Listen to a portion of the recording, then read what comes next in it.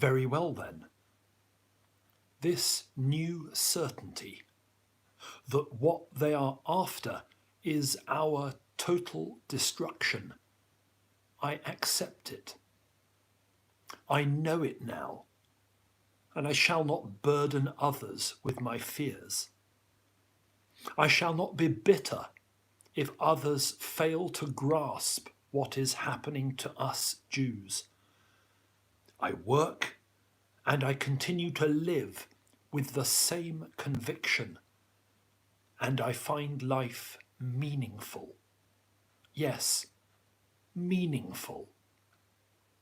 Although I hardly dare to say so in company these days.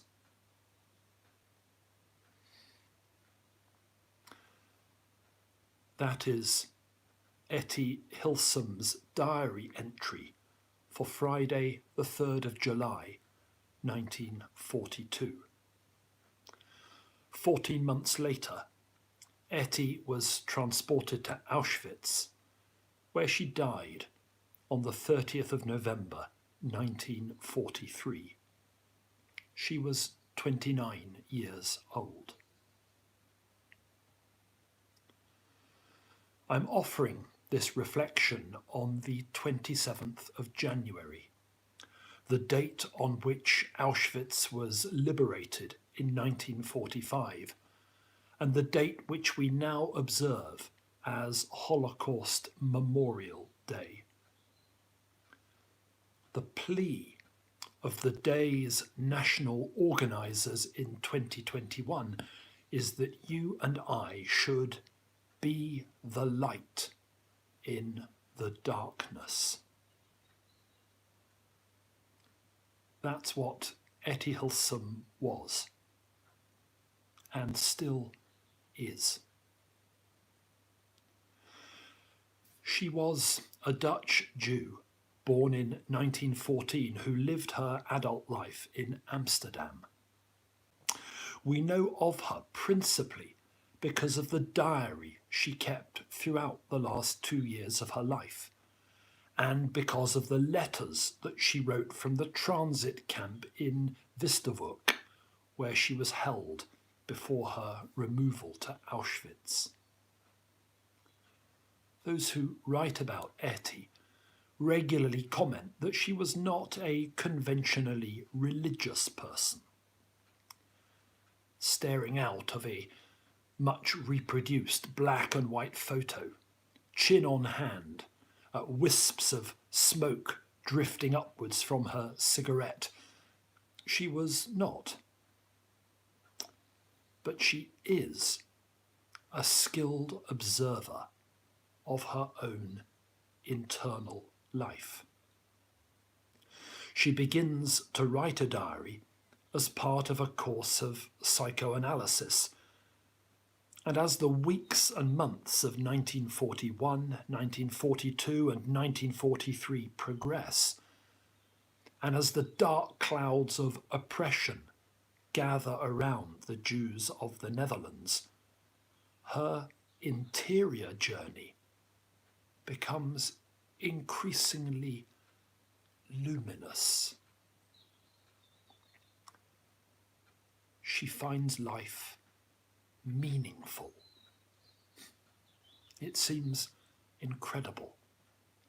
A young woman full of hopes and dreams, in love with life, facing the cruelest persecution that history has ever visited upon a people, asserting, "I find life meaningful."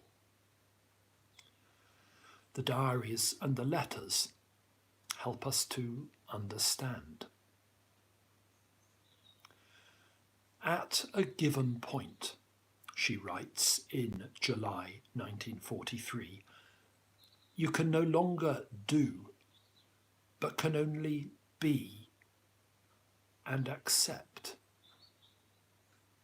Yet such being is not for Etty passive inertia in the face of monstrous tyranny. It is refusal to collude with it. I often walk with a spring in my step along the barbed wire, she writes from Westerwurk.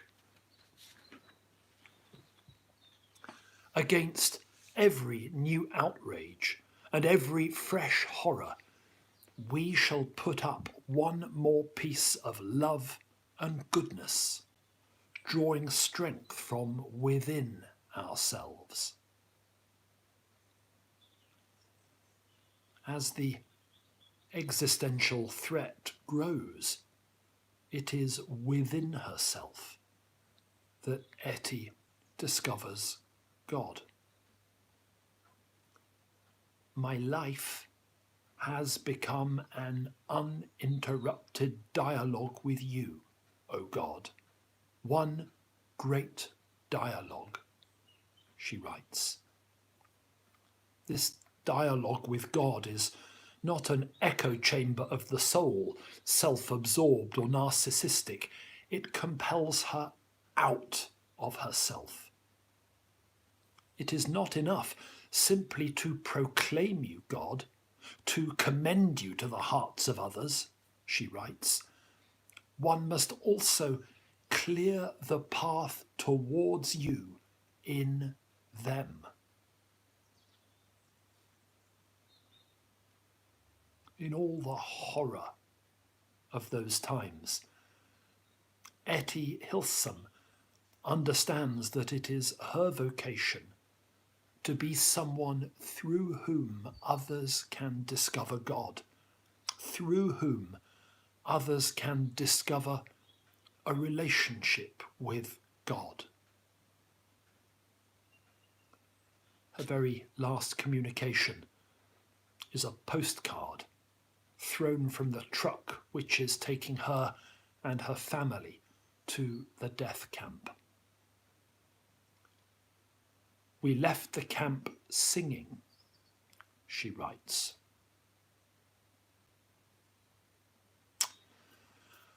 I thank God for Etty Hillsum, a bright light in the darkness, a shining star in the firmament.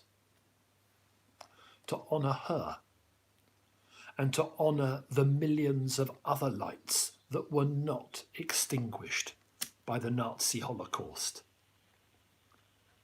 I light this candle and pray in the words of Psalm 130.